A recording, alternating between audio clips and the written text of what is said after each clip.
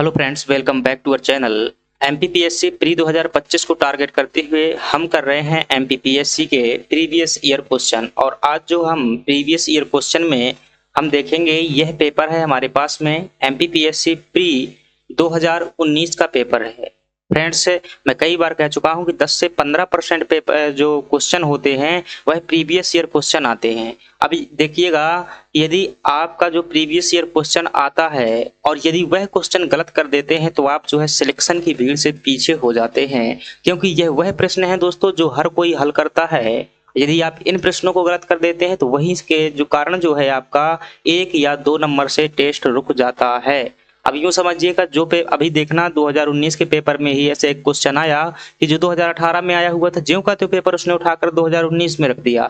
अब ये समझिएगा कि जिसने जो है उस प्रश्न को गलत कर दिया तो मानो कि उसका 1 नंबर से सिलेक्शन बाहर हो गया। क्योंकि दोस्तों, सामान्य प्रश्न सभी से बन जाते हैं, लेकिन जो थोड़े से भी अटपट प्रश्न होते हैं उनको क्या कर देते हैं, लोग गलत कर देते हैं और इसी कारण से ये 2 नंबर से रुकता है। बाकी सिलेक्शन के आसपास जो है लगभग 80% जो लोग होते हैं वो पहुंच जाते हैं, 80% जो ऊपर लोग हैं वो पहुंच जाते हैं। बाकी कंपटीशन उन्हीं में होता है। जैसे मान लो 75 से कट ऑफ गई तो आपका 74, 73, 72, 70 से ऊपर वाले बहुत लोग होंगे। चलिए हम खैर बात करते हैं इसे जो अपने पेपर की बात करते हैं। आज हमारे पास में 2019 का पेपर, चलिए इसे देखते हैं। यदि आप चैनल पर नए हैं और एमपीपीएससी की तैयारी करते हैं तो चैनल को सब्सक्राइब जरूर कर लीजिएगा। चलिए देखते हैं, आपके सामने जो आएगा पहला प्रश्न आपके समक्ष है।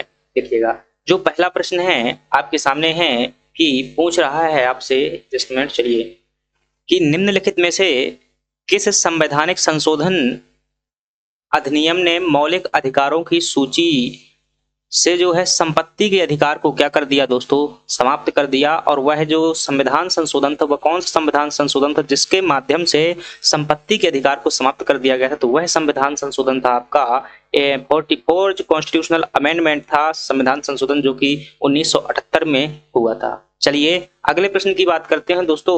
अगले प्रश्न जो है थोड़ा सा मैंने जूम कर दिया है ताकि जो है क्लियरिटी तरीके से आपको चीजें दिख सकें। 5 नंबर का प्रश्न देखिएगा। यही जो एक ही पेज में जो प्रश्न लिए गए हैं वो मैं एक साथ पहले बता देता हूं, फिर जो आगे बढ़ते जाएंगे देखते जाएंगे। 5 नंबर का प्रश्न है आपके सामने कि पंचायती राज संस्थाओं को संवैधानिक मान्यता प्रदान करने की अनुशंसा करने वाली समिति का नाम क्या था? दोस्तों, पंचायती राज को जो है देने वाली या उसकी अनुशंसा करने वाली समिति अलग थी, लेकिन जिसके तहत जो है 73वां संविधान संशोधन किया गया, यानी संवैधानिक मान्यता देने की बात कही गई, वह कौन सी समिति थी? तो वह थी फ्रेंड्स आपकी LM सिंघवी समिति। और इसका ऑप्शन क्या हो जाएगा? सी ऑप्शन जो है सही हो जाएगा। चलिए अगले प्रश्न की बात करते हैं और अगला प्रश्न है आपके सामने दूसरे नंबर का प्रश्न देखिएगा। और दूसरे नंबर में क्या पूछा गया है, आपसे पूछा जा रहा है कि भारत में दल विहीन प्रजातंत्र किसने प्रस्तावित किया गया था?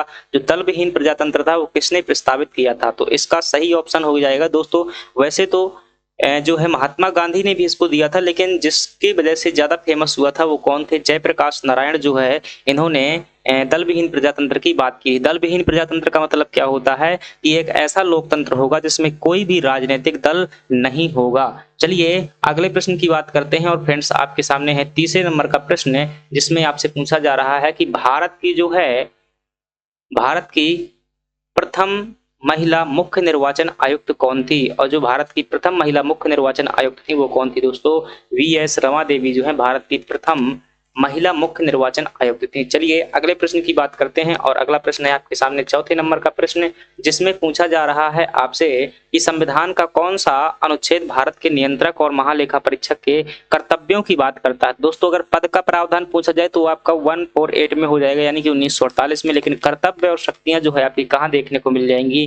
149 में देखने को मिल जाएंगी, भारतीय संविधान के भाग 5 के अंतर्गत देखने को मिल जाएगी। चलिए अगले प्रश्न की बात करते हैं। और अगला प्रश्न है हमारे पास में जो है 6वें नंबर का प्रश्न देखिएगा, जिसमें पूछा जा रहा है आपसे कि कैप्टन रूप सिंह स्टेडियम का संबंध किस खेल से? देखिएगा, ये प्रश्न अभी 2018 के जो कल के पेपर में मैंने सॉल्व करवाया था उसमें सीधा से यही प्रश्न आया हुआ था कि कैप्टन रूप सिंह जो है स्टेडियम कहाँ पर स्थित है, ये पूछा गया था वहां पर। और यहाँ पर क्या पूछ रहा है, किस खेल से संबंधित है? बताइए, थोड़ा सा अंतर इसने कर दिया। कैप्टन रूप सिंह दोस्तों मेजर ध्यानचंद के भाई थे, और मेजर ध्यानचंद किसके खिलाड़ी थे? हॉकी के खिलाड़ी थे। 90% लोग क्या कर देंगे कि हॉकी के ये भी होंगे, लेकिन हॉकी खेलते रहे होंगे, परंतु जो ये दोस्तों स्टेडियम है ये ग्वालियर में स्थित है और क्रिकेट का स्टेडियम है। याद रखिएगा किसका स्टेडियम है, क्रिकेट का स्टेडियम है। और इसका ऑप्शन क्या हो जाएगा आपके पास में, ऑप्शन बी जो है सही हो जाएगा। 7 नंबर का प्रश्न देखिएगा और 7 नंबर के प्रश्न में आपसे पूछ रहा है कि मध्य प्रदेश की जो राज्य घुड़सवारी अकादमी है उसकी स्थापना कब की गई थी। तो इसकी स्थापना दोस्तों कब की गई थी, आपकी 2017 में की गई थी। अब बताइए, फैक्ट वाले प्रश्न हैं, आ जाते हैं कभी कभी, तो आपको एकेडमी की स्थापना भी याद करनी पड़ेगी। और यह कहाँ पर स्थित है दोस्तों, यह एकेडमी, तो यह एकेडमी जो है आपकी भोपाल में स्थित है। चलिए अगले की बात करते हैं और अगला प्रश्न है आपका 8 नंबर का प्रश्न, जिसमें पूछा गया है कि मध्य प्रदेश में से जो है निम्नलिखित में से मध्य प्रदेश राज्य से संबंधित कौन सा दोस्तों पुरस्कार है। अब इसमें दिए गए ऑप्शन में क्या है, कई पुरस्कार दिए गए हैं और पूछा गया है कौन सा पुरस्कार मध्य प्रदेश से संबंधित है। तो दिए गए ऑप्शन के अनुसार फ्रेंड्स ऑप्शन सी यानी कि एकलव्य पुरस्कार जो 1990 में स्थापित किया गया था, और ये जो है एकलव्य पुरस्कार मध्य प्रदेश का खिलाड़ियों को दिया जाने वाला पुरस्कार है जो कि मध्य प्रदेश के राज्य के मूल निवासी हैं और जो जिसने 19 वर्ष की कम आयु के अंतर्गत जो कोई मतलब अद्वितीय उपलब्धि हासिल की हुई है। चलिए अगले प्रश्न की बात करते हैं और जो आपका अगला प्रश्न है, अगर आपको फ्रेंड्स इसका पीडीएफ चाहिएगा तो आपको जो है डिस्क्रिप्शन बॉक्स में इसका लिंक मिल जाएगा, वीडियो के डिस्क्रिप्शन बॉक्स में, या फिर आप देखिएगा कमेंट बॉक्स में, वहां पर लिंक मिल जाएगा, आप वहां से क्या करेंगे, डाउनलोड करेंगे। चलिए अगले प्रश्न की बात करते हैं और अगला प्रश्न है आपके पास में 9 नंबर का प्रश्न आएगा। और 9 नंबर का प्रश्न जो है फ्रेंड्स ये है आपके सामने, जस्ट मिनट। इसमें दोस्तों कई सारे प्रश्न जो हैं क्या है, करंट अफेयर के हैं और कई सारे प्रश्न जो हैं किसके हैं, आपके जो चीजें हमारे लिए आवश्यक नहीं है। जैसे कि पिछले सिलेबस में क्या हुआ करते थे, अधिनियम हुआ करते थे, तो अधिनियम में भी आपका ये सिलेबस रहा है, परंतु जो है हमें अब अधिनियम की आवश्यकता नहीं है, हमारे इस सिलेबस से हटा दिए गए हैं, तो उनको जो है हम हटा करके बात करेंगे। तो इसमें जो है फ्रेंड्स ये आपका प्रश्न है, ये वाला जो 9 नंबर का प्रश्न है, तो इसकी जो है कोई आवश्यकता नहीं है, तो इस वाले को हम क्या कर देंगे, क्रॉस कर देंगे। भाई क्रॉस में कैसे करूं इसे, पता नहीं, चलिए यहां से हो जाएगा शायद, ये हुआ आपका क्रॉस। चलिए अब अगले प्रश्न की जो बात कर लेते हैं और अगला प्रश्न हमारे पास में कौन सा है, अगला प्रश्न है, थोड़ी सी देखिए 10 नंबर का प्रश्न देखिएगा। ये भी अब हालांकि करंट अफेयर से ही क्वेश्चन है, परंतु फिर भी देखिएगा कि पूछ रहा है मुस्कान क्रेर का संबंध जो है, मुस्कान क्रेर मध्य प्रदेश की खिलाड़ी हैं, ये किस खेल से संबंधित है। तो दोस्तों जबलपुर के खिलाड़ी हैं और यह जो है तीरंदाजी से संबंधित है और वहीं पर जो है तीरंदाजी अकेडमी भी स्थित है। ये प्रश्न भी आ चुका है कि तीरंदाजी अकेडमी कहाँ पर स्थित है, तो जबलपुर में स्थित है। चलिए 11 नंबर का प्रश्न देखते हैं और 11 नंबर का प्रश्न है, थोड़ा सा लॉजिकल प्रश्न है, आप देखिएगा, यदि आप कॉन्सेप्ट क्लियर करते हैं तो आपको ये पता चल जाएगा। सतपुड़ा पर्वत श्रेणी के बारे में प्रश्न है। इसमें जो है क्या कहता है कि सतपुड़ा क्षेत्र में स्थित श्रेणियों में से पश्चिम से पूर्व की ओर उनकी स्थिति को दर्शाने वाले सही क्रम का आपको बताना है। फ्रेंड्स इसमें देखेंगे तो भाई सबसे जो पूर्व में हो जाएगी वो आपकी सबसे पूर्व में मैकाल श्रेणी है, बीच में महादेव श्रेणी है, बड़वानी श्रेणी, यही आपका ऑप्शन जो है ए सही हो जाएगा। यहाँ पर देखेंगे बाकी ऑप्शन जो है आपके गलत हैं।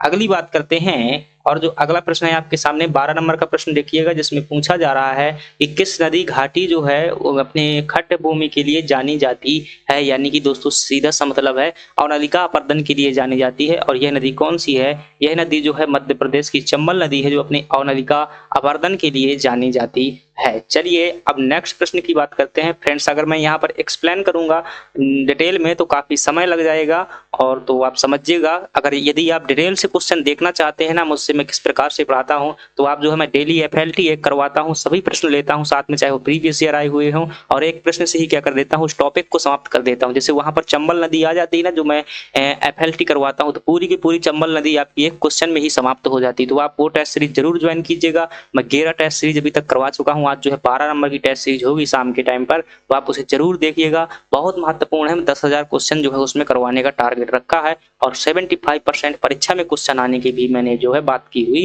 है, आप देखिएगा निश्चित रूप से मिलेंगे। अगले प्रश्न की बात करते हैं। 12 नंबर के बाद जो है आपका कौन सा प्रश्न आएगा, 13 नंबर का प्रश्न देखिएगा। और 13 नंबर के प्रश्न में पूछा गया है आपसे कि जो नेशनल हाईवे है कि इंदौर से जयपुर को जोड़ने वाला नेशनल हाईवे कौन सा है। तो दोस्तों ये जो है आपका नेशनल हाईवे 52 जो है इंदौर को यानी कि राजस्थान से जो है आता है, ये जोधपुर साइड से जयपुर से, और इंदौर में जुड़ जाता है और सीधे जाते हुए महाराष्ट्र में पहुंच जाता है। चलिए अगले प्रश्न की बात करते हैं। 14 नंबर का जो प्रश्न है आपके सामने है, और 14 नंबर के प्रश्न में क्या पूछा गया है कि निम्नलिखित में से परमार राजवंश के इतिहास पर प्रकाश डालने वाला ग्रंथ कौन सा है? मतलब कौन से दोस्तों वे स्रोत हैं जो परमार वंश आप जानते हैं मालवा में जिसने परमार वंश ने शासन किया हुआ है। इस परमार वंश के जो इतिहास पर जानकारी देने वाला ग्रंथ है दोस्तों पद्मगुप्त का नव सहसांक चरित्र। बिल्कुल सही बात है दोस्तों, ये सिंधु राज के बारे में जानकारी देता है। मेरुतुंग की प्रबंध चिंतामणि, तो ये दोस्तों ठीक है, ये भी जो है जानकारी देती है परमार वंश की। उदयपुर प्रशस्ति जो है यह भी दोस्तों राजा भोज के बारे में जानकारी देती है। तो ऑप्शन आपका क्या हो जाएगा? डी ऑप्शन जो है सही हो जाएगा। चलिए नेक्स्ट प्रश्न की बात करते हैं। 15 नंबर का आपके सामने जो प्रश्न है जिसमें क्या पूछा गया है दोस्तों, परमार वंश से दूसरा क्वेश्चन ही आ गया है कि चित्तौड़ के त्रिभुवन नारायण मंदिर का जो त्रिभुवन नारायण मंदिर है कहाँ पर स्थित है? चित्तौड़ में स्थित है। और इसका निर्माण किसने करवाया हुआ है? तो दोस्तों राजा जो भोज हुआ करते थे इन्होंने जो है उदयपुर मतलब राजस्थान में जो है चित्तौड़ है वहां पर क्या करवाया हुआ है? त्रिभुवन नारायण मंदिर का निर्माण करवाया है। चलिए 16 नंबर के प्रश्न की बात करते हैं और 16 नंबर का प्रश्न है आपके समक्ष जिसमें पूछा जा रहा है कि मध्य प्रदेश का जो दोस्तों कौन सा हवाई अड्डा है जो एक्टिव नहीं है? तो दिए गए ऑप्शन के अनुसार देखेंगे दोस्तों, खजुराहो का एक्टिव है, जबलपुर का एक्टिव है, ग्वालियर का एक्टिव है, लेकिन पन्ना में तो कोई हवाई अड्डा भी नहीं है। तो यहाँ पर जो है आपका क्या हो जाएगा? सही ऑप्शन हो जाएगा। यहाँ पर कोई हवाई अड्डा क्रियाशील नहीं है। चलिए अब जो है हम अगले प्रश्न की बात करते हैं और अगला प्रश्न है हमारे पास में 16 के बाद जो 17 नंबर का प्रश्न आएगा। और 17 नंबर के प्रश्न में क्या पूछा गया है देखिएगा, मध्य प्रदेश की जो दोस्तों पिछली विधानसभा यानी कि ये उस समय का करंट अफेयर का ही क्वेश्चन मानिएगा भाई, परंतु फिर भी आप कह सकते हैं कि 2014 से 18 तक जो अध्यक्ष रहे हैं दोस्तों यह है ईश्वर दास रोहाणी जो है अध्यक्ष रहे हैं 2014 से 18 तक। कुंजीलाल दुबे प्रथम अध्यक्ष थे, आप ये भी ध्यान रखेंगे। चलिए 17 के बाद 18 नंबर का प्रश्न देखते हैं और 18 नंबर का जो प्रश्न है आपके समक्ष है पूछा जा रहा है आपसे कि निम्नलिखित में से कौन मध्य प्रदेश के राज्यपाल नहीं रहे हैं? तो आपको बताना है कौन मध्य प्रदेश के राज्यपाल नहीं रहे हैं। तो मध्य प्रदेश के दोस्तों बलराम झाकड़ ये वो राज्यपाल है जो हरियाणा के मुख्यमंत्री भी रहे हैं। रामेश्वर ठाकुर दोस्तों यह भी राज्यपाल रहे हैं। भाई महावीर भी राज्यपाल रहे हैं। लेकिन न्यायमूर्ति अंशुमान सिंह कहीं भी ये राज्यपाल हमें देखने को नहीं मिलते हैं। तो आपका डी ऑप्शन क्या हो जाएगा? सही हो जाएगा। चलिए 19 नंबर का प्रश्न देखते हैं और 19 नंबर का प्रश्न है आपके सामने जिसमें पूछा जा रहा है कि मध्य प्रदेश से किस राज्य की सीमा नहीं छूती है? बहुत नॉर्मल प्रश्न है, आई होप आप सभी से बन जाएगा। तो दोस्तों राजस्थान से लगती है, गुजरात से लगती है, झारखंड से मध्य प्रदेश की कोई सीमा नहीं लगती है। अगले प्रश्न की बात करते हैं और 20 नंबर का प्रश्न देखिएगा जिसमें पूछा जा रहा है कि मध्य प्रदेश राज्य निर्वाचन आयोग में निम्नलिखित में से कौन दोस्तों निर्वाचन आयुक्त नहीं रहा है? क्या पूछ रहा है कि निर्वाचन आयुक्त नहीं रहा है। तो इसका दोस्तों आपका सही जवाब क्या हो जाएगा? जो है परशुराम सिंह रहे हैं, गोपाल चंद्र शुक्ला जी थे रायजादा, इसमें अश्विनी वैश्य जो है दोस्तों ये सचिव रहे हैं। लेकिन जो आपके राज्यपाल मध्य प्रदेश के सॉरी निर्वाचन आयोग के अध्यक्ष नहीं रहे हैं। चलिए नेक्स्ट प्रश्न की बात करते हैं और आपका जो है 21 नंबर का प्रश्न है। 21 नंबर का प्रश्न देखिएगा। चलिए आपके समझ जो है 21 नंबर का प्रश्न जिसमें आपसे पूछा जा रहा है कि कंप्यूटर के क्षेत्र में दोस्तों वायरस का पूरा नाम पूछा गया है। और वायरस का जो पूरा नाम होता है तो vital information resource under seize जो है इसका क्या होता है? पूरा नाम होता है। तो vital information resource under seize हो जाएगा। कहाँ लिखा हुआ है? Vital information resource under seize, यही आपका बी ऑप्शन जो है सही हो जाएगा। चलिए नेक्स्ट प्रश्न की बात करते हैं और नेक्स्ट प्रश्न है आपका जो है 22 नंबर का प्रश्न है। 22 नंबर का प्रश्न है, ये दोस्तों हर बार ये प्रश्न आते हैं। ये कंप्यूटर के जो है ये लगभग बहुत बार प्रश्न पूछे गए हैं। अब जो है ज्यादा करके प्रश्न ई कॉमर्स पर फोकस हो चुके हैं। 2022-23 से जो है ई कॉमर्स ई गवर्नेंस इस पर ज्यादा आ रहे हैं। लेकिन फिर भी ये टॉपिक दोस्तों वही हैं जो कंप्यूटर के मोस्ट इंपोर्टेंट टॉपिक हैं। आपसे प्रश्न पूछा जा रहा है कि जो अनाधिकृत पहुंच प्रदान करता है, यहीं से आपका शब्द क्लियर हो जाना चाहिए। कौन सी अनाधिकृत? जहां मतलब अधिकार नहीं, अनाधिकृत पहुंच प्रदान प्राप्त करता है, महत्वपूर्ण डाटा को नष्ट करता है, वैध उपयोगकर्ता की सेवा को अस्वीकार करता है, उनके लक्ष्यों के लिए समस्याएं पैदा करता है, वह दोस्तों कोई और नहीं हो सकता, वह जो है क्रैकर होता है। व्हाइट हैट हैकर जो है दोस्तों यह ऑफिशियली रूप से जो है हैकर होते हैं, हैकर का काम करते हैं, परंतु इनका उद्देश्य जो है दोस्तों किसी को नुकसान पहुंचाना नहीं होता है। क्रैकर ये ब्लैक हैकर ही होते हैं। चलिए 23 नंबर का प्रश्न देखिएगा और 23 नंबर का प्रश्न है जिसमें आपसे पूछ रहा है कि वह कौन सा ऐसा कानून है जो साइबर लॉ को क्या करता है? मतलब पहला साइबर लॉ जो भारत में ई कॉमर्स के लिए कानूनी ढांचा प्रदान करता है, तो वो कौन सा है दोस्तों? आपका सूचना प्रौद्योगिकी अधिनियम 2000 है, जो कि इस संदर्भ में कानूनी ढांचा प्रदान करता है। चलिए आपका बात करते हैं, अगला प्रश्न है 24 नंबर का प्रश्न है, और 24 नंबर में देखिएगा आपसे पूछा जा रहा है कि निम्नलिखित में से कौन सा एक साइबर अपराध नहीं है? तो दिए गए ऑप्शन में दोस्तों फिशिंग है, इसमें जो है लालच देकर के क्या करते हैं, गुप्त सूचना जानकारी हड़प ली जाती है। साइबर स्टॉकिंग जो है किसी को डराना भय दिखाना, ये होता है। आइडेंटिटी थेफ्ट किसी की पहचान चोरी करना। ऑनलाइन चैटिंग किसी प्रकार का कोई अपराध नहीं है, आप दिन भर करते रहते हैं।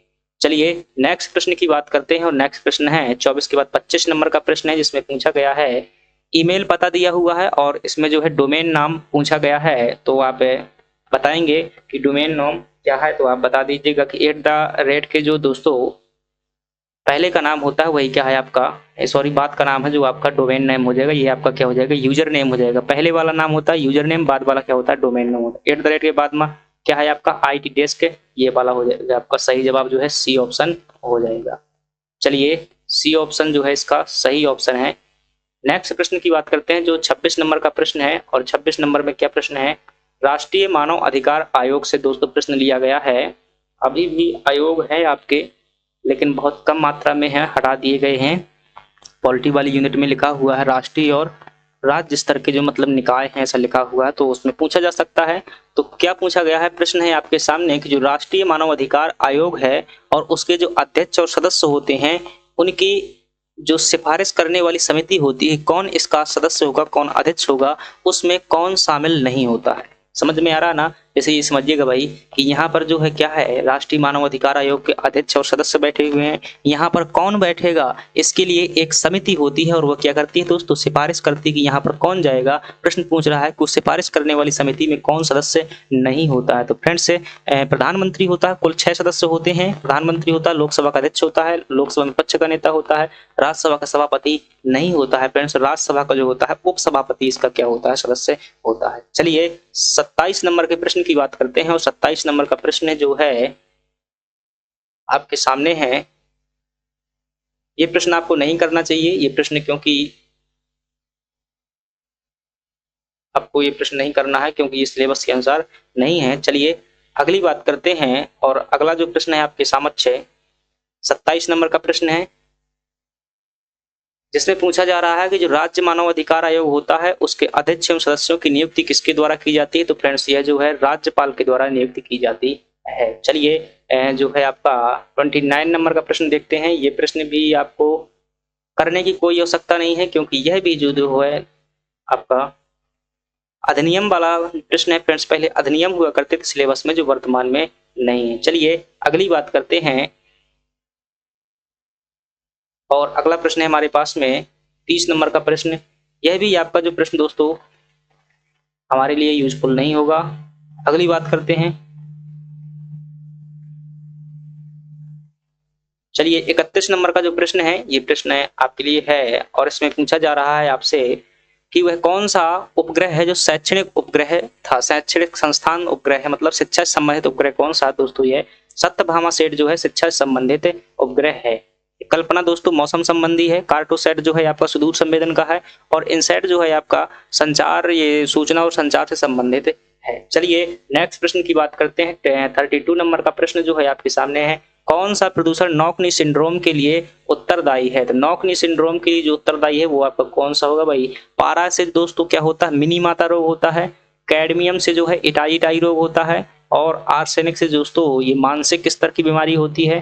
नॉकनी सिंड्रोम के लिए जो हो जाएगा आपका फ्लोराइड सही हो जाएगा। चलिए नेक्स्ट प्रश्न की बात करते हैं, और नेक्स्ट प्रश्न जो है आपका 33 नंबर का प्रश्न है, जिसमें पूछा जा रहा है कि जो एक ही पौधे के पुष्प के पराग कोश से पराग कण का उसी पौधे के दूसरे पुष्प की वर्तिकाग्र में स्थानांतरण क्या कहलाता है। तो दोस्तों यह कहलाता है स्वपरागण। क्या कहलाता है, परागण 2 प्रकार का होता है, एक होता है आपका स्वपरागण और एक क्या होता है आपका परपरागण होता है। तो इसमें जो सही ऑप्शन होगा स्वपरागण होगा, लेकिन स्वपरागण जो है हमारे पास कहीं ऑप्शन में ही नहीं है। तो आप क्या बताएंगे, स्व ये लिखा हुआ है, स्व का मतलब ही स्व होता है, युग्मनज मतलब परागण होता है, तो आपका ऑप्शन जो है ए सही हो जाएगा। चलिए नेक्स्ट प्रश्न की बात करते हैं, आपका 34 नंबर का प्रश्न है, जिसमें आपसे क्या पूछा गया है भाई, 34 नंबर का जो प्रश्न है, चलिए देखिएगा ये है।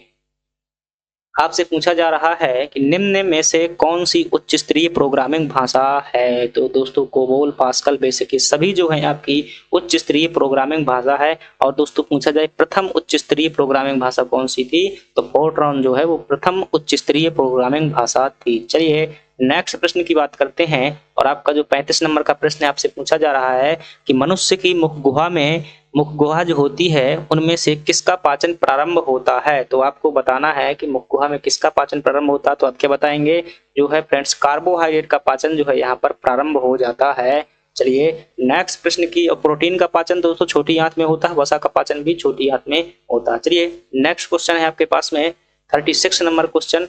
ये संयुक्त राष्ट्र संघ के महासचिव कौन है दोस्तों, ये उस समय का क्वेश्चन है, 2019 का कोई जरूरी नहीं है इसको करके। चलिए नेक्स्ट प्रश्न देखते हैं। और नेक्स्ट प्रश्न है आपके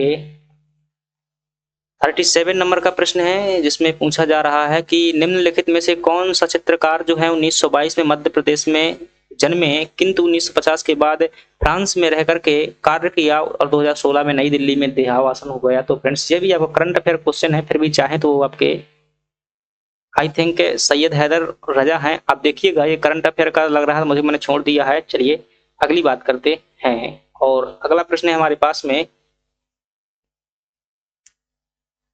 37 नंबर का प्रश्न आएगा भाई 38।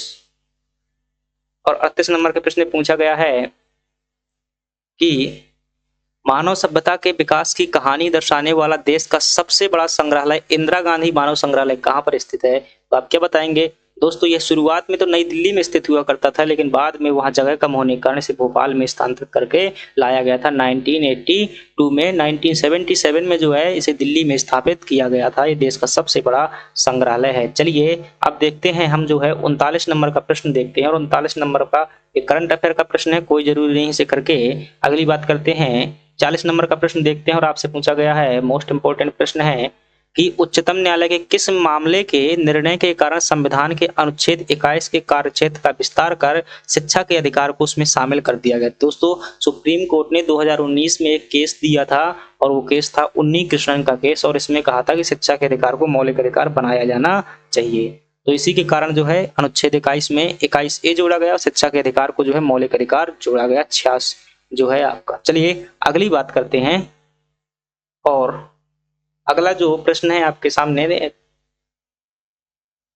वो है 41 नंबर का प्रश्न। और 41 नंबर के प्रश्न में आपसे क्या पूछा जा रहा है, चलिए देखिएगा, मोस्ट इंपोर्टेंट प्रश्न है, हिस्ट्री का प्रश्न है। और आपसे क्या पूछा गया है कि ऋग्वैदिक जो पणि हुआ करते थे वो है किस वर्ग के नागरिक थे। दोस्तों एक पणि शब्द देश की बात की जाए तो गाय चुराने वाले को भी पणि कहा जाता था, लेकिन यहाँ पर गाय चुराने वाला तो कोई शब्द ही नहीं लिखा। दूसरा पणि जो है दोस्तों व्यापारी शब्द के लिए आया हुआ है, व्यापारी के लिए सार्थवाह है जो आता था, श्रेणी होती थी सार्थवाह है।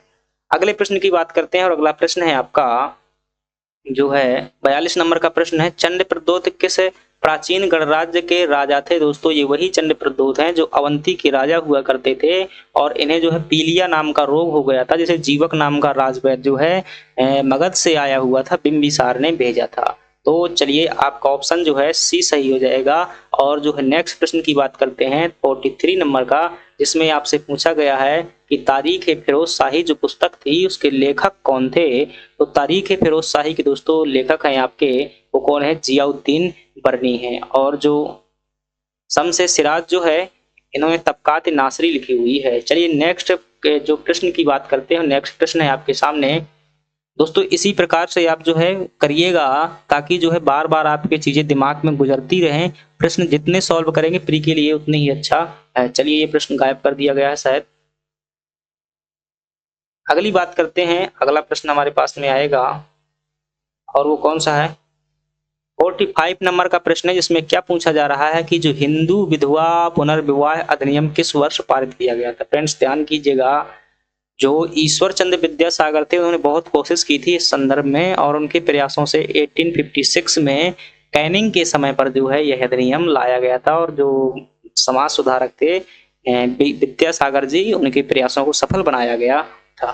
तो चलिए 46 नंबर के प्रश्न की बात करते हैं। और 46 नंबर के प्रश्न में आपसे पूछा गया है कि हिमालय के किस भूभाग पर जो है करेवा भू आकृति पाई जाती है। तो ये प्रश्न भी शायद रिपीट हुआ है फ्रेंड्स, इसमें बहुत सारे प्रश्न रिपीटेड हैं। यदि आप, मैं ध्यान नहीं देता हूँ, कहता नहीं हूँ बार बार, बहुत सारे रिपीटेड, यकीन मानिए मैं जो है लगातार 2015 से पेपर सॉल्व करवा रहा हूँ। आप देखिएगा जो है, उन्हें देखिएगा ध्यानपूर्वक और आपको पता चल जाएगा।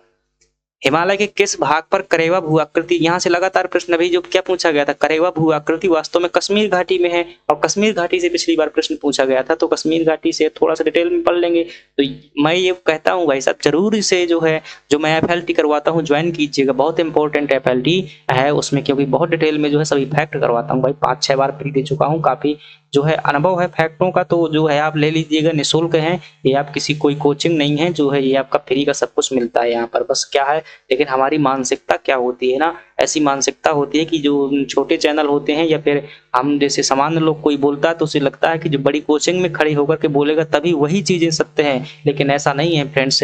जो लोग सामान्य से होते हैं वह भी टेस्ट निकालते हैं, और टेस्ट जो है योग्यता से निकलता है, किसी बड़ी कोचिंग से नहीं निकलता है। और योग्यता की परख करना सीखिएगा, और योग्यता जो है कहीं से भी आ सकती है, किसी भी किताब से आ सकती है, कोई भी व्यक्ति जो है ग्रहण कर सकता है, इसमें किसी का लाइसेंस नहीं होता है। खैर प्रश्न देखिएगा अपना, प्रश्न है कि हिमालय के किस भाग पर करेवा भू आकृति पाई जाती है। तो दोस्तों ये कश्मीर हिमालय में जो है करेवा भू आकृति पाई जाती है। और करेवा भू आकृति क्या है, एक प्रकार की मैदानी संरचना है जो कि नदियों द्वारा बहाकर लाई गई चिकनी मिट्टी है, और यहाँ पर जो है क्या होता है, केसर की खेती के लिए यह जानी जाती है। चलिए 47 नंबर के प्रश्न की बात करते हैं। 47 नंबर का आपसे प्रश्न पूछा गया है, एक तरफ आपको क्या दी हुई है, खदानें दी हुई हैं, और एक तरफ क्या दिया हुआ है, उससे संबंधित जो है खनिज दिए हुए हैं कि कौन से खनिज से संबंधित है। तो दिए गए ऑप्शन के अनुसार बात की जाएगी तो क्या कहता है कि मतलब दिए, सही उत्तर चुनिएगा, मिलाना है नीचे, अभी कोडिंग दी हुई है भाई, छोटा करना पड़ेगा मुझे। चलिए इस प्रकार से आएगा पूरे पेज में प्रश्न, इस प्रकार से देख लीजिएगा, आपको समझ में आ जाएगा। यहाँ देखिएगा कि कालाहांडी खनन क्षेत्र जो है दोस्तों, यह है आपका जो है कालाहांडी तांबे के लिए जाना जाता है। जावर की खान जो है दोस्तों राजस्थान में स्थित है, जस्ता और शीशा के लिए जानी जाती है। कोलार की खान कर्नाटक में है और ये सोना के लिए जानी जाती है। मौसाबानी की जो खान है यह आपकी दोस्तों झारखंड में स्थित है, बॉक्साइट के लिए जानी जाती है। मिलाइएगा। चौथे नंबर का तीसरा नंबर कहाँ है, कहीं नहीं है भाई, क्या गलत बता रहा हूँ क्या मैं, एक मिनट यहाँ से मिलाते हैं। जावर की खान शीशा और जस्ता के लिए जानते हैं, दूसरे नंबर का चौथा नंबर, तो दूसरे का चौथा भाई क्या, ये दो ऑप्शन हो रहे हैं सही, बी या हो सकता है फिर सी हो सकता है। कोलार की खान सोना के लिए, तीसरे का पहला एक में बस दिया हुआ, तो यही आपका ऑप्शन क्या हो जाएगा, सी ऑप्शन जो है सही हो जाएगा। चलिए, और जो आपका चौथे नंबर का है क्या है, दूसरा है, यानी कि तांबा के लिए मौसाबानी की खान जानी जाती है, और कालाहांडी जो है थोड़ा थोड़ा जो है कंफ्यूजन, लेकिन जो है दो ये ऑप्शन से इनसे क्या हो रहा है, आपका सही आंसर जो है गैस हो रहा है। चलिए नेक्स्ट प्रश्न की बात करते हैं, और नेक्स्ट प्रश्न है हमारे पास में, क्या पूछा गया है भाई साहब, जो है आया है अगला प्रश्न है, ये देखिएगा, ये प्रश्न लगातार आ रहा है, मोस्ट इंपोर्टेंट जो है ये वन्य जीव अभ्यारण्य वाला टॉपिक आपको जो है बहुत अच्छे तरीके से पढ़ना चाहिए, क्योंकि यहाँ से हर साल मुझे लगता है प्रश्न आता है। आपसे पूछा जा रहा है कौन सा गलत सुमेलित है, तो आपको बताना है मोकाम्बिका वन्य जीव अभ्यारण्य कर्नाटक में बस सही है, डालमा झारखंड में ये भी सही है, नैयर अभ्यारण्य ये गलत है भाई साहब, क्योंकि ये कहाँ पर स्थित है, यह जो है आपका केरल में स्थित है, नैयर अभ्यारण्य कोटी गांव गोवा में। चलिए नेक्स्ट प्रश्न की बात करते हैं, और नेक्स्ट प्रश्न है आपके सामने कि निम्नलिखित में से किस जनगणना दशक में, छोटा दिख रहा है क्या, आई होप आपको छोटा दिख रहा होगा, इसलिए हम क्या करेंगे, इसे बड़ा करेंगे, अब ठीक हो जाएगा। प्रश्न पूछ रहा है कि किस दशक में जो है लिंगानुपात भारत में गिरावट दर्ज की गई थी, यानी कि नकारात्मक हुआ था। तो ये दोस्तों 1961 से लगा करके 1971 के बीच की जो है कार्य है कि जो है लिंगानुपात घट गया था। नेक्स्ट प्रश्न देखते हैं, और नेक्स्ट प्रश्न है हमारे पास में कि ये देखिएगा रिपीटेड प्रश्न है, बिल्कुल ज्यों कहते हो रिपीटेड प्रश्न है, और इस रिपीटेड प्रश्न में अभी देखिएगा 2018 का जो पेपर है उसमें ज्यों कहते हो प्रश्न आया हुआ है। क्या पूछ रहा है कि स्वर्णिम चतुर्भुज का पूर्वी पश्चिमी गलियारा निम्नलिखित में से किन केंद्रों को जोड़ता है। पूर्व में दोस्तों ये सिलचर जो असम में पड़ता है, और पश्चिम में जो है आपका गुजरात है, दोनों को जोड़ने का कार्य करता है, गुजरात में जो है पोरबंदर स्थित। ऑप्शन क्या हो जाएगा, सी सही हो जाएगा। नेक्स्ट प्रश्न देखते हैं, और नेक्स्ट प्रश्न है आपका 51 नंबर का प्रश्न है, जिसमें पूछा गया है औद्योगिक विकास केंद्र वानमोर कहाँ पर स्थित है। तो दोस्तों मध्य प्रदेश के औद्योगिक केंद्र से आया हुआ है, और ये कहाँ पर स्थित है, आपका मुरैना में स्थित है। भिंड में मालनपुर है, शिवपुरी में जो है आपका आई थिंक किरणपुर ऐसा कुछ है, गुना में जो है चैनपुरा यहाँ का औद्योगिक केंद्र। नेक्स्ट प्रश्न देखते हैं और आपको जो है नेक्स्ट प्रश्न यहाँ से पूछा जा रहा है, कहाँ जाएंगे अब, पहुंच जाएंगे हम भाई 52 नंबर में। 52 नंबर में पूछा गया है आपसे कि मेक इन इंडिया कार्यक्रम कब प्रारंभ किया गया था, तो आपका जवाब क्या होगा, 25 सितंबर 2014 को जो है मेक इन इंडिया भारत में औद्योगिक प्रगति को बढ़ावा देने के लिए शुरू किया गया था। नेक्स्ट प्रश्न है आपके पास में जो 53 नंबर का प्रश्न है, निर्यात उत्कृष्टता केंद्र जो है मध्य प्रदेश के कौन से 2 शहर शामिल हैं। निर्यात उत्कृष्ट शहर में मतलब एक इंडेक्स जारी किया गया था और उसमें बताया गया कि जो निर्यात अच्छा करते हैं उनमें से मध्य प्रदेश के कुछ शहरों को शामिल किया गया था और वो कौन थे, आपके देवास और इंदौर थे। चलिए अब बात करते हैं हम किसकी, 54 नंबर के प्रश्न की, जिसमें पूछा गया है आपसे कि भारत सरकार का कौन सा मंत्रालय जो है विदेश व्यापार के लिए संबंधित है। कई लोग क्या लगाएंगे, विदेश मंत्रालय, गलत हो जाएगा। तो ये जो है व्यापार है तो वाणिज्य और व्यापार मंत्रालय से संबंधित है। नेक्स्ट प्रश्न की बात करते हैं और नेक्स्ट प्रश्न है हमारे पास में कि मध्य प्रदेश वित्त निगम का मुख्यालय कहाँ पर स्थित है। रट लीजिएगा, इसे बहुत इंपॉर्टेंट है। एकमात्र मुख्यालय है जो भोपाल को छोड़कर कहाँ पर स्थित है, इंदौर में स्थित है। सभी मुख्यालय लगभग जो है 90% 95% कहाँ पर है, भोपाल में है। लेकिन आपको कैसे बताएंगे हम इसे, वित्त कहाँ पर मिलेगा, मध्य प्रदेश में। राजधानी में पैसा नहीं है, पैसा कहाँ पर है, इंदौर में है। तो पैसा कहाँ से मिलेगा, पैसा का वित्त निगम का मुख्यालय इंदौर में 1955 में इसकी स्थापना हुई। 55 नंबर क्वेश्चन भी है। अब देखते हैं हम कौन से नंबर का प्रश्न आएगा हमारा, चलिए देख लेते हैं यहाँ पर जो भी होगा। ये आ गया बौद्धन दउआ साहब। जो बौद्धन दउआ हैं ये पूछ रहा है किसके सेनापति हैं। तो बौद्धन दउआ जो थे, इसे थोड़ा सा समझिएगा, कहीं मुझे त्रिभुज मिल जाए तो मैं जो है इसे समझा दूंगा अच्छे से। देखता हूँ यहाँ पर त्रिभुज नहीं है इसलिए नहीं समझाऊंगा, चलिए, क्योंकि पेन जो है यहाँ पर बना नहीं सकता मैं। समझिएगा, जो बौद्धन दउआ हैं ये किसके सेनापति थे, तो ये सेनापति जो थे दोस्तों बखतवली के थे। एक्चुअली में क्या हुआ था, इसके पहले बुंदेला विद्रोह हुआ था और बुंदेला विद्रोह में जो नारहट के राजा मधुकर शाह थे, मधुकर शाह को गिरफ्तार करवाने के लिए बखतवली ने क्या किया, अपनी पूरी ताकत लगा दी और जो है अंग्रेजों का साथ दिया। लेकिन अंग्रेजों ने जो लालच दिया हुआ था कि हम तुम्हें जो है ये रियासत दे देंगे, जो क्या नाम थी भाई, सागर की गढ़ा कोटा रियासत थी, वो तुम्हें दे देंगे। और जब जो है अंग्रेज बुंदेला विद्रोह जीत गए तो फिर क्या कर दिया, इनको दिखा दिया कि भाई कुछ नहीं तुम्हें मिलेगा, कर लो जो कुछ करना है। तो फिर जो साहेगढ़ के बखतवली साहब थे, ये क्या है, आंखें निकाल के बैठ गए। तो फिर कहा रुक जाओ बच्चा। फिर जब 1857 की क्रांति हुई तो त्रिगुट बना और लक्ष्मीबाई का सहयोग करते हुए जो है धूम मचाने लगा। कौन, साहेगढ़ का बखतवली। और उनका सेनापति कौन था, बौद्धन दउआ। सीधे पहला अटैक किया गढ़ा कोटा पर, हमारा है ये दे दो भाई साहब। तो ये किसके सेनापति थे, बखतवली के थे। चलिए नेक्स्ट प्रश्न की बात करते हैं, जो आपका कौन सा प्रश्न होगा, 57 नंबर का प्रश्न है। आपसे पूछा गया मध्य प्रदेश की जनजातियां, मोस्ट इंपोर्टेंट प्रश्न होगा क्योंकि आपके सिलेबस में है ये, कि कौन सा सुमेलित नहीं है। तो आप देखेंगे गोंड जनजाति की उपजाति अगरिया बिल्कुल सही है, बैगा की बिजवार ये भी सही है, बहारिया की पटारिया भाई साहब गलत है, क्योंकि ये पटालिया जनजाति जो है भील की उपजाति है और बहारिया जो है खुद एक छोटी जनजाति है, लेकिन भील की उपजाति है, कौन, पटाली। ये आपका गलत हो जाएगा। नेक्स्ट प्रश्न की बात करते हैं और वो है प्रश्न आपका 58 नंबर का प्रश्न है। इसमें पूछा जा रहा है क्या प्रश्न है कि निम्नलिखित पर विचार कीजिएगा और विचार करके आपको बताना है कि भाई कैसा क्या है। मांडू धार जिले में स्थित है, ये 100% सही है। जो है मांडू कहाँ पर स्थित है, धार जिले में स्थित है। यहाँ पर हिंडोला महल है, ये भी बात सही है। तो क्या है, दोनों बातें सही हैं, तो ऑप्शन आपका क्या हो जाएगा, डी ऑप्शन जो है सही हो जाएगा। नेक्स्ट प्रश्न की बात करते हैं और नेक्स्ट प्रश्न है, अब हम पहुंचेंगे कहां पर, ये आ गए, जल बिहारी का मेला कहां पर लगता है भाई साहब, जहां पर का मैं हूं वहीं पर ये जो है मेला लगता है। ठीक है, तो मैं कहाँ का हूं आप समझ जाएंगे। तो ये मेला कहां पर लगता है, आपका छतरपुर में जो है जल बिहारी का मेला लगता है, 15 दिन तक चलता रहता है। नेक्स्ट प्रश्न की बात करते हैं और नेक्स्ट प्रश्न है, काठी क्या है भाई, काठी क्या है, काठी काठ की लकड़ी है क्या, नहीं, काठी जो है एक नृत्य है और ये नृत्य कहाँ पर प्रचलित है, निवाड़ क्षेत्र में प्रचलित लोक नृत्य है, पुरुष प्रधान लोक नृत्य है भाई साहब। और क्या बोलते हैं, देव प्रबोधनी एकादशी से लगाकर महाशिवरात्रि तक यह नृत्य होता है। और बताएं, ये सामूहिक नृत्य है, पुरुष जो है इसमें सामूहिक नृत्य करते हैं। और जो काठी नृत्य करने वाला होता है उसे क्या कहते हैं, भगत कहते हैं। इतनी जानकारी आपको ध्यान रखें। नेक्स्ट प्रश्न की बात करते हैं, 61 नंबर का प्रश्न है और क्या पूछा गया है आपसे भाई साहब, ये प्रश्न जो है थोड़ा सा गजब का प्रश्न है, देखिएगा, मुझे क्या पता बनता है बन जाएगा। चलिए देख लेते हैं। और आपसे क्या पूछ रहा है कि इन्हें जो है जब इनकी कब कब स्थापना हुई थी, इनको जो है क्रम में एक व्यवस्थित करना है। फ्रेंड्स, राजीव गांधी खेल रत्न पुरस्कार 1990 का है, ये आपका 1990 का है पुरस्कार ये। और ध्यानचंद पुरस्कार 2002 का है, अर्जुन पुरस्कार 1961 का है, द्रोणाचार्य पुरस्कार 1985 का है। तो क्या बताएंगे? सबसे पहले आएगा अर्जुन पुरस्कार, क्योंकि ये 90 क्यों बताना है, बाद का सही क्रम, प्रारंभ से बात कर, प्रारंभ हुआ था सबसे पहले अर्जुन पुरस्कार का, तीसरा ऑप्शन सबसे पहले होगा, तो ऊपर के दो ऑप्शन गलत हो जाएंगे। 1965 के बाद 1985 में द्रोणाचार्य पुरस्कार, तो चौथा, तीसरे के बाद चौथा, तो ये आपका सी नंबर का सही हो रहा है।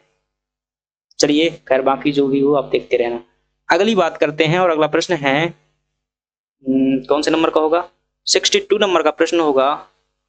और ये ओलंपिक वाला किरण क्या पूछा, रियो ओलंपिक 2016 के उद्घाटन समारोह में भारतीय दल के चक्कर, तो मतलब रहने दीजिए इसे, क्यों? क्योंकि ये करंट अफेयर क्वेश्चन है, करंट अफेयर नहीं हम कर रहे हैं। 2018 भी अब करंट अफेयर का है, ये वाला देख लीजिएगा भाई, क्योंकि ये करंट अफेयर का तो है लेकिन वर्तमान में भी इंपॉर्टेंट रहेगा आपके लिए। क्या पूछ रहा है कि 2028 के जो ग्रीष्मकालीन खेलों का आयोजन किया गया था, 2028 में जो ओलंपिक होंगे कहाँ पर होंगे, तो अभी पेरिस में हुए हैं, तो ये आपके होंगे लॉस एंजल्स में। नेक्स्ट प्रश्न की बात करते हैं। नेक्स्ट प्रश्न है आपके सामने 65 नंबर का प्रश्न है, IAAF का मुख्यालय कहाँ पर स्थित है, ये क्या है? यदि आप जानते हैं तो हम बता दें, यह जो है वर्ल्ड, क्या नाम होगा उसका पूरा नाम, international association of athletics federation, यानी कि अंतरराष्ट्रीय एथलेटिक्स संघ का है। और इसका हेडक्वार्टर कहाँ पर स्थित है, तो मोनाको में जो है देखने को मिल जाए। नेक्स्ट प्रश्न की बात करते हैं। नेक्स्ट प्रश्न, मोनाको कहाँ पर है, स्विट्जरलैंड में है। नेक्स्ट प्रश्न की बात करते हैं, आपसे पूछेगा प्रश्न जो है, चलिए 66 नंबर का प्रश्न है और आपसे क्या पूछ रहा है कि मध्य प्रदेश राज्य निर्वाचन जो आयोग है, उसके गठन के पश्चात कितनी बार पंचायत के आम चुनाव हो चुके हैं? भाई 2019 का प्रश्न है। तो वर्तमान में अगर बात करूं दोस्तों, थोड़ा सा मैं लिख दूं क्या, यहाँ पर लिखने के लिए मेरे पास जो है स्पेस नहीं है, फिर भी मैं आपको बता देता हूं।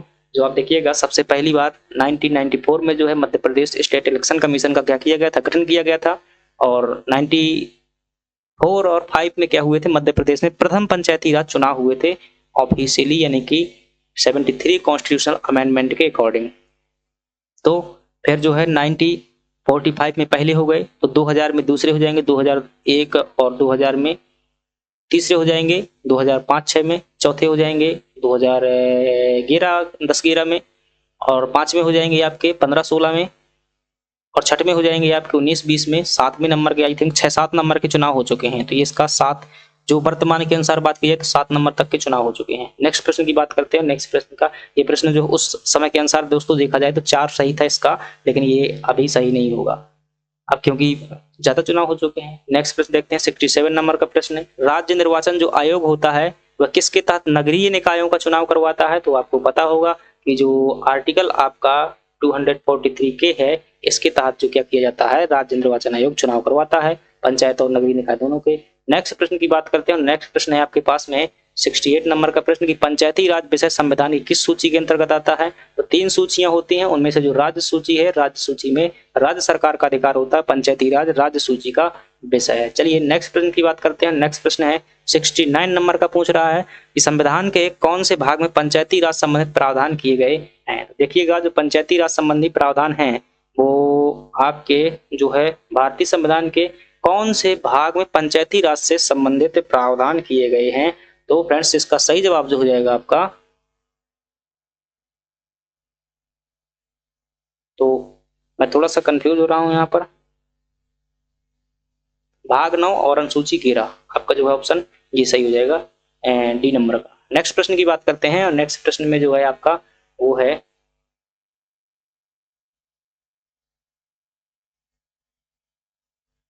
चलिए देखिएगा, नेक्स्ट प्रश्न है कि मध्य प्रदेश का, ज्यादा छोटा हो गया,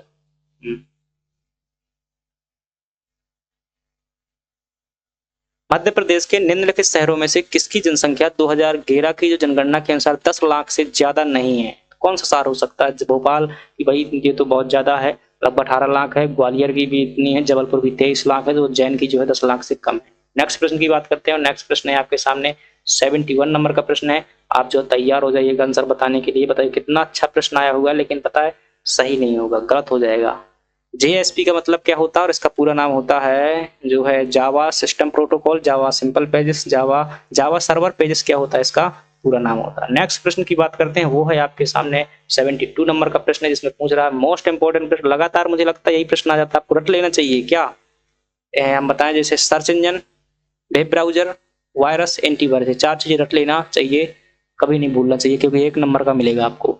बिंग एक क्या है, वेब सर्च इंजन है, मतलब किसने बनाया हुआ है, तो ये जो है बनाया हुआ है माइक्रोसॉफ्ट कंपनी ने बनाया हुआ है। नेक्स्ट प्रश्न की बात करते हैं, और नेक्स्ट प्रश्न है आपके सामने 73 नंबर का प्रश्न, वेब क्रॉलर को किस रूप में, मतलब वेब क्रॉलर को क्या कहा जाता है।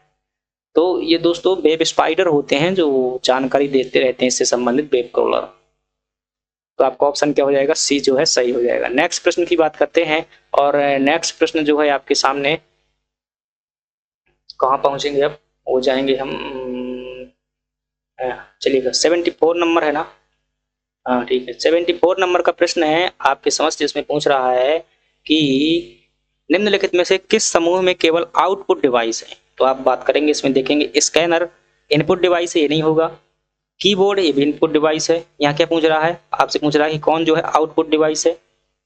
माउस ये भी इनपुट डिवाइस है, ये वाला ऑप्शन सही हो जाएगा। प्लॉटर, प्रिंटर, मॉनिटर, ये जो सभी की सभी क्या है, आउटपुट डिवाइस है। नेक्स्ट प्रश्न की बात करते हैं, 75 नंबर में आइएगा, और 75 नंबर पूछ रहा है, ये देखिएगा कि वह कौन सा तरीका है जिसके माध्यम से अपने वेब ब्राउजर में किसी पसंदीदा वेबसाइट को जल्दी से एक्सेस कर सकते हैं। तो दोस्तों जो हमें जानकारी अच्छी लगती है हम क्या कर लेते हैं, बुक मार्क कर लेते हैं। बुक मार्क करने के लिए ऑप्शन आता है। नेक्स्ट प्रश्न की बात करते हैं, नेक्स्ट प्रश्न है आपके पास में 76 नंबर का प्रश्न है।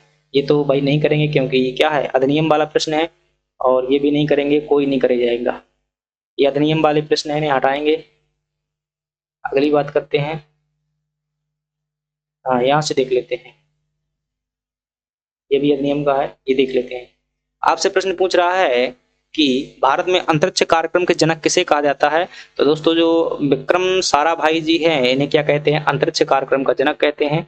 और जो भाभा साहब है, इन्हें परमाणु ऊर्जा का जनक कहा जाता है भारत में। चलिए 82 नंबर का प्रश्न है कि निम्नलिखित में से कौन सी कोशिकाएं हैं जो मनुष्य में एंड्रोजन यानी कि टेस्टोस्टेरोन हार्मोन को स्रावित करती हैं। तो दिए गए ऑप्शन के अनुसार अगर बात करेंगे तो लीडिंग सेल्स वो कोशिकाएं हैं जो क्या करती हैं, ये एंड्रोजन हार्मोन टेस्टोस्टेरोन को स्त्रावण करते हैं। जर्मिनल सेल्स जो होती हैं आपकी, ये शुक्राणु के उत्सर्जन संबंधित होती हैं। सर्टोली कोशिकाएं जो है दोस्तों, ये शुक्राणु को जो है पोषण प्रदान करने का कार्य करते हैं। नेक्स्ट प्रश्न की बात करते हैं 83 नंबर का प्रश्न, और वो है आपके सामने, वैश्विक ताप वृद्धि के लिए निम्नलिखित में से कौन सी गैस जो सबसे ज्यादा योगदान देती है। तो वो कौन सी गैस हो सकती है, कार्बन डाइऑक्साइड है। आजकल जो है क्या कर रहा है, कोई कार्बन डाइऑक्साइड निकल रहा है अपने अपने वाहनों से, तो ये सही हो जाएगा आपका। हालांकि कार्बन डाइऑक्साइड याद रखिएगा प्रदूषक गैस नहीं है। नेक्स्ट प्रश्न की बात करते हैं, आपका है 84 नंबर का प्रश्न पूछ रहा है कि मानव शरीर के किस तत्व का प्रतिशत सबसे अधिक होता है। मानव शरीर में किस तत्व का प्रतिशत सबसे ज्यादा होता है। तो आप क्या बताएंगे कि जो ऑक्सीजन है ये आपकी दोस्तों 65% लगभग पाई जाती है, 70 तक मान सकते हैं। हाइड्रोजन 10 से 15%, बाकी सब कुछ कम होता है। नेक्स्ट प्रश्न की बात करते हैं, और नेक्स्ट प्रश्न है 85 नंबर का, अफीम जो है किस श्रेणी की दवा है, आपसे ये प्रश्न पूछ रहा है। तो आप क्या बताएंगे कि अफीम किस श्रेणी की दवा है। तो आपको बता देना चाहिए कि अफीम जो है विभ्रांतिकारी नहीं भाई, ये तो नारकोटिक्स, ये आपका औषधकारी दवा हो जाएगी अफीम। चलिए नेक्स्ट प्रश्न की बात करते हैं, और नेक्स्ट प्रश्न है आपके सामने 85 के बाद 6 नंबर का प्रश्न है। ये जो है नहीं करेंगे, क्यों, क्योंकि ये करंट अफेयर का प्रश्न है। चलिए अगली बात कर लेते हैं, और अगला प्रश्न है, ये भी आपका करंट अफेयर का प्रश्न है, नहीं करेंगे। अगली बात कर लेते हैं, और अगला प्रश्न है, ये भी आपका करंट अफेयर का प्रश्न है, ये भी करंट अफेयर का है, लेकिन फिर भी देख सकते हैं कि जो कन्या योजना है मुख्यमंत्री की कन्यादान योजना, तो इसमें जो 51,000 की राशि दी जाती है वर्तमान में। चलिए नेक्स्ट प्रश्न की बात कर देते हैं, और नेक्स्ट प्रश्न है हमारे पास में 89 हो गया, तो 90 नंबर का प्रश्न है, ये भी आपका करंट अफेयर का है। ये देख लेते हैं 91 नंबर का प्रश्न है, जिसमें पूछ रहा है आपसे कि 1842 के बुंदेला विद्रोह में प्रमुख भागीदारी देने वाले राजा हृदय शाह कहाँ के शासक थे। तो ये दोस्तों हीरापुर के शासक थे। कौन, राजा हृदय शाह। ऑप्शन डी आपका क्या हो जाएगा, सही हो जाएगा। नेक्स्ट प्रश्न की बात करते हैं, तो नेक्स्ट प्रश्न होगा हमारे पास में 92 नंबर का प्रश्न, और 92 नंबर के प्रश्न में आपसे पूछा जा रहा है कि ब्रिटिश जो भारत था उसमें सांप्रदायिक प्रतिनिधित्व की व्यवस्था किस अधिनियम के द्वारा की गई थी, यानी कि आरक्षण की व्यवस्था। और कौन सा आरक्षण? पृथक निर्वाचन प्रणाली के तहत पहली बार 1990 मतलब 1909 में की गई थी। और मार्ले मिंटो सुधार अधिनियम के तहत मुसलमान जो मतलब इस्लाम धर्म हुआ करता था, इस्लाम को मतलब मुस्लिम समाज को क्या दिया गया था, इसमें 5% सीटें जो है रिजर्व की गई थी। मार्ले मिंटो को जो है इनको जनक भी कहते हैं भारत में सांप्रदायिकता का। अगली बात करते हैं 93 नंबर की पूछ रहा है प्रश्न है कि जो 1857 की क्रांति हुई थी भोपाल से किस वीर ने जो है बहादुरीपूर्ण संघर्ष किया था? तो वो दोस्तों कौन से वीर थे? वो थे फाजिल मोहम्मद खान, सिपाही बहादुर सरकार से संबंधित हुआ करते। दोस्त मोहम्मद खान भोपाल के संस्थापक है। ये भी प्रश्न आ चुका है 2020 में। देखिएगा ऐसे प्रश्न ही आते हैं, इन्हीं से उठा लेता है। 2019 में क्या पूछा कि दोस्त मोहम्मद मतलब यहाँ ऑप्शन में दिया दोस्त मोहम्मद खान। 2020 में क्या पूछ लिया? भोपाल के आधुनिक संस्थापक क्या है? तो ऐसे तो इन्हें जो है पढ़ना चाहिए आपको। प्रीवियस ईयर क्वेश्चन जरूर ध्यान देना चाहिए, डिटेल में ध्यान देना चाहिए। डिटेल में जो है मैं करवा रहा हूँ। आप FLT वो वाली ज्वाइन कर लीजिएगा, निश्चित रूप से वहां बहुत फायदा होने वाला है। पुस्तक सत्यार्थ प्रकाश के लेखक कौन है? तो सत्यार्थ प्रकाश आप जानते हैं कि वो पुस्तक है जिसने जो दोस्तों हिंदू धर्म को सत्य साबित किया था और उसमें जो अच्छी अच्छी बातें बताई थी। और दयानंद सरस्वती द्वारा लिखित पुस्तक है, हिंदी में लिखी गई थी। तो दयानंद सरस्वती आपके ऑप्शन में है। ये वही है जिन्होंने शुद्धि आंदोलन चलवाया था और जो है वेदों की ओर लौटो नारा दिया था, आर्य समाज की स्थापना की थी। चलिए, तो ये हमारे मुझे लगता है क्या कर लिया हमने, जो है सभी प्रश्न कंप्लीट कर लिए हैं। अभी थोड़ा सा रह गए हैं भाई। आपसे पूछ रहा है प्रश्न, यहाँ तो मुझे लगता है मुझे भी पता नहीं, यार देख लेते हैं। पूछ रहा है कि जो रेशम बुनकर की श्रेणी की जानकारी किस अभिलेख से प्राप्त होती है? 3 से 4 बार ये प्रश्न आ चुका है। मंदसौर शिलालेख से ही पूछा जाता है। 10 फुट शिलालेख है दोस्तों। इसमें जानकारी मिलती है कि गुजरात साइड से जो है कुछ रेशम बुनकरों की श्रेणी आई हुई है, मालवा में बस गई है, इनसे टैक्स लेकर सूर्य मंदिर का निर्माण करवाया है, ऐसी जानकारी मिलती है। मतलब एक कहीं ना कहीं ये भी तो जानकारी मिलती है कि जो औलिकर वंश का शासन था तो उस समय पर मालवा में व्यापार वाणिज्य की प्रगति हुई थी, ऐसा भी इसका एक अर्थ होता है। नेक्स्ट प्रश्न की बात करते हैं 96 नंबर का प्रश्न, जिसमें पूछा गया है आपसे कि निम्नलिखित में से कौन सा जलप्रपात नर्मदा नदी पर नहीं बना हुआ है? तो आप क्या बताएंगे? कपिल धारा है, दुग्ध धारा है, भेड़ा घाट है, लेकिन जो है आपका भालकुंड जलप्रपात बीना नदी पर है और इस सागर जिले में स्थित है। नेक्स्ट प्रश्न की बात करते हैं। नेक्स्ट प्रश्न है आपका कि निम्नलिखित में से कौन सा राष्ट्रीय राजमार्ग मध्य प्रदेश से नहीं गुजरता है? तो आपको इसमें ध्यान देना पड़ेगा कौन सा राष्ट्रीय उद्यान नहीं गुजरता है। तो फ्रेंड्स 3 तो जाता है भाई, ये तो मुझे पता है, 8 भी जाता है, 7 भी जाता है। तो आप देखिएगा थोड़ा सा, मैं इसमें हिंट कर रहा हूँ, क्लियरिटी नहीं है मेरी, 12 जो है इसमें बता रहा हूँ। अगली बात करते हैं। अगला प्रश्न है आपका कि भारत का अपने पड़ोसी देशों के मध्य अंतरराष्ट्रीय सीमा के विस्तार का आरोही क्रम है। आरोही का मतलब क्या होता है कि सबसे पहले कम, फिर उससे ज्यादा, फिर उससे ज्यादा, फिर उससे ज्यादा। तो आपको वो ट्रिक ध्यान रखना चाहिए, बचपन में BA किया था। सबसे कम सीमा किसके साथ में लगती है? तो अफगानिस्तान के साथ में लगती है। सबसे ज्यादा किसके साथ में लगती है? बांग्लादेश के। तो ये वाले 2 ऑप्शन तो गलत हो गए। ये वाला नेपाल वाला नहीं होगा, ना ये चीन वाला होगा, तो ये वाला होगा, ये वाला होगा। अब दूसरे नंबर की सबसे ज्यादा सीमा लगती है चीन के साथ लगती है, और तीसरे नंबर की सीमा लगती है वो पाकिस्तान के साथ में लगती है। तो ये ऑप्शन आपका क्या हो जाएगा? सही हो जाएगा ऑप्शन बी। चलिए नेक्स्ट प्रश्न की बात कर लेते हैं। नेक्स्ट प्रश्न है आपके सामने जिसमें पूछा रहा है कि निम्नलिखित में से कौन सा समूहन सही नहीं है? वर्ल्ड ज्योग्राफी क्वेश्चन है दोस्तों, याद रखिएगा, ये वर्तमान में इतना महत्वपूर्ण नहीं है। समूहन सही है। टेलीग्राफ का पठार हिंद महासागर में नहीं स्थित है भाई, अटलांटिक महासागर में है। कोको कटक ये आपका प्रशांत महासागर में नहीं, हिंद महासागर में है। और अगुलहास की बेसिन जो है, अगुलहास बेसिन जो है दोस्तों, अगुलहास की जलधारा, ये मुझे लगता है सही नहीं है, ये पूछ रहा है। तो आपका जो ये जवाब सही हो जाएगा, डी ऑप्शन जो है, ए ऑप्शन सही हो जाएगा। तो अगली प्रश्न की बात कर लेते हैं। और अगला प्रश्न है हमारे पास में अब, भाई साहब इतना बड़ा प्रश्न है कि पूरी स्क्रीन में नहीं पूछ रहा है। यहाँ से देख लीजिएगा। कहता है कि सही उत्तर कोडिंग करने के लिए प्रश्न आया हुआ है। तो आप देखेंगे कि जो दोस्तों बाढ़ प्रभावित क्षेत्र कौन सा हो जाएगा? उत्तर प्रदेश व बिहार का मैदान क्या हो जाएगा? बाढ़ से प्रभावित हो जाएगा उत्तर प्रदेश और बिहार का मैदान। भूकंप से प्रभावित हो जाएगा आपका हिमालय का क्षेत्र। सूखा से प्रभावित हो जाएगा पश्चिमी व मध्य भारत क्षेत्र, ठीक है, ये भी हो जाएगा। और सुनामी से भारत का दक्षिण तटीय क्षेत्र। तो यही आपका सही हो जाएगा। इस प्रकार से मिला लीजिएगा, पहले का दूसरा, पहले का दूसरा ये दिया हुआ है। तो एक ही ऑप्शन से तो मिल रहा है भाई, तो आपका कौन सा ऑप्शन सही हो जाएगा? तो आप कहेंगे कि जिसमें सही होगा वो होगा ऑप्शन ए। चलिए, तो ये हमारा क्या हुआ फ्रेंड्स से, जो हमने क्या किया, अभी और प्रश्न क्या देख लेते हैं। चलिए, हो चुके हैं, हमने क्या देखे 100 प्रश्न देखे और आपको सॉल्यूशन दिए थे। इसका पीडीएफ चाहिएगा तो कमेंट बॉक्स में आपको लिंक मिल जाएगा, वहां से आप क्या कर सकते हैं, इसे डाउनलोड कर सकते हैं, टेलीग्राम में जाकर के मिल जाएगा आपको, वहां से आप देख लीजिएगा, इसे सॉल्व कीजिएगा। चलिए, धन्यवाद। यदि चैनल को सब्सक्राइब नहीं किया, सब्सक्राइब कर लीजिएगा, पसंद आया हो तो लाइक कीजिएगा, कोई प्रश्न हो तो कमेंट बॉक्स में डाल दीजिए।